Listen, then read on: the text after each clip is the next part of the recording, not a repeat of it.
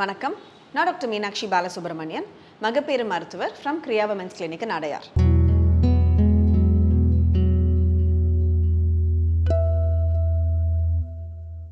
கிளினிக்கில் இந்த pregnancy try பண்ண வரும்பொழுது எல்லாருக்கும் இருக்கிற ஒரு காமனான ஒரு டவுட் என்ன, டாக்டர் நான் இந்த இன்டர்கோர்ஸ் டைமிங்கை நான் கரெக்டாக பிளான் பண்ணால் என்னால் ஜெண்டர் ஆஃப் த பேபி, அதாவது ஆண் குழந்தையா இல்லை பெண் குழந்தையா அப்படிங்கிறத என்னால் டிட்டர்மின் பண்ண முடியுமா அப்படிங்கிறது தான். ஸோ அந்த மாதிரி ஏதாவது ஒரு சாத்தியம் இருக்கா, சயின்டிஃபிக்காக இதை என்ன சொல்கிறாங்க அப்படிங்கிறத பற்றி நம்ம இப்போ இந்த வீடியோவில் பார்க்கலாம். So timing of the intercourse cannot decide the gender of the baby. So இதில் ஏன் அதை எப்படி சொல்கிறாங்கன்னா, ஃபஸ்ட்டு நம்மளுக்கு சயின்டிஃபிக்காக இதில் என்ன, ஒன்று ஸ்பெர்ம்ஸில் எக்ஸ் குரோமோசோம் இருக்கிற ஸ்பெர்ம்ஸ் இருக்குது, ஒய் குரோமோசோம் இருக்கிற ஸ்பெர்ம்ஸ் இருக்குது. அடுத்தது எக்கில் எக்ஸ் குரோமோசோம் அப்படிங்கிறது மட்டும்தான் இருக்குது. ஸோ அந்த எக்ஸ் குரோமோசோம் இருக்கிற ஸ்பெர்மும் எக்கும் மீட் ஆச்சுன்னா நம்மளுக்கு ஒரு கேர்ள் பேபி, எக்ஸ்எக்ஸ் பேபின்னு நம்மளுக்கு ஒரு கேர்ள் பேபி ஃபார்ம் ஆகுது. இதே ஒரு ஒய் குரோமோசோம் இருக்கிற ஸ்பெர்ம் மீட் ஆச்சுன்னா நம்மளுக்கு XY சொல்லிட்டு ஒரு பாய் பேபி ஃபார்ம் ஆகுது.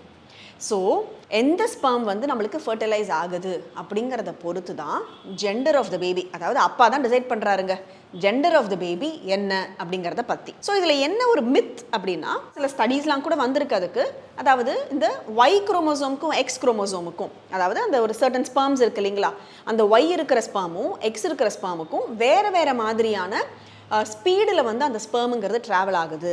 ஸோ அதை பொறுத்து நம்ம ஓவிலேஷன் டைமில் ஒய் குரோமோசோம் இருக்குது, இல்லை ஓவிலேஷனுக்கு முன்னாடி டைமில் எக்ஸ் குரோமோசோம் இருக்குது அப்படின்லாம் நிறையவே மித்தெல்லாம் இருக்குது.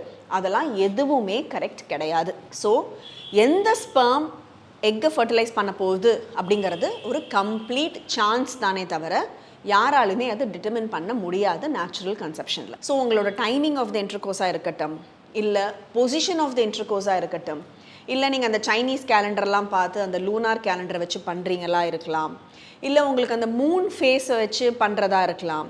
எதுவுமே நம்மளுக்கு ஜெண்டர் ஆஃப் த பேபியை நம்மளால் கரெக்டாக கண்ணியமாக கால்குலேட்டே பண்ண முடியாது. அண்ட் இன்னொன்று என்ன காமனானா, எதர் ஆண் குழந்தை இல்லை பெண் குழந்தை. ஸோ என்றைக்குமே யார் கெஸ் பண்ணாலுமே 50-50 சான்ஸ் தான், ஒன்றும் 10 ஜெண்டர் கிடையாது. ஸோ இருக்கிற 2 ஜெண்டரில் யாராவது கெஸ் பண்ணுறாங்களா, கண்டிப்பாக அதில் 50-50 சான்ஸ்.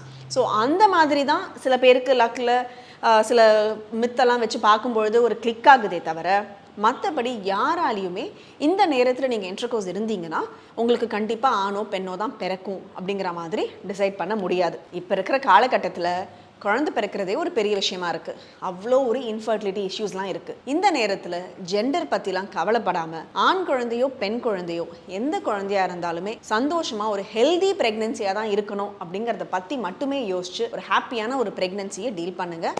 மற்றபடி ஜெண்டர் என்னவாக இருந்தால் என்னங்க.